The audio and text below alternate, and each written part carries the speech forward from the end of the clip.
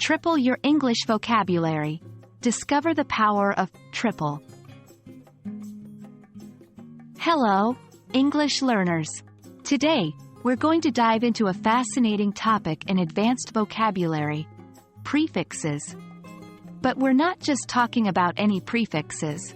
We're focusing on a prefix that indicates a factor of 3, or something occurring 3 times. Yes, you've guessed it right. We're talking about triple.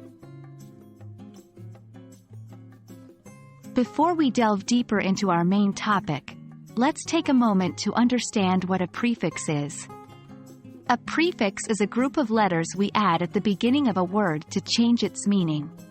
It helps to expand our vocabulary and add specificity to our language use. Now, let's turn our attention to the prefix triple. This prefix is used to indicate that something is 3 times the size, quantity, or strength, etc., of something else. Essentially, when we use the prefix triple, we're emphasizing the multiplication of whatever comes next by 3. Let's look at some examples to help you better understand the use of the prefix triple. Triple check. To check something 3 times to ensure accuracy or correctness. Triple threat. In performing arts, a person who can sing, dance, and act is often referred to as a triple threat. Triple layered. Something that has 3 layers. These examples show how triple can be used to emphasize the quantity or extent of an action or a thing.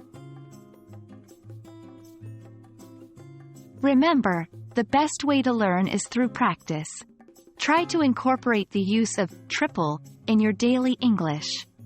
Use it while writing or speaking to reinforce your understanding and make this prefix a part of your active vocabulary. And that wraps up our exploration of the prefix triple.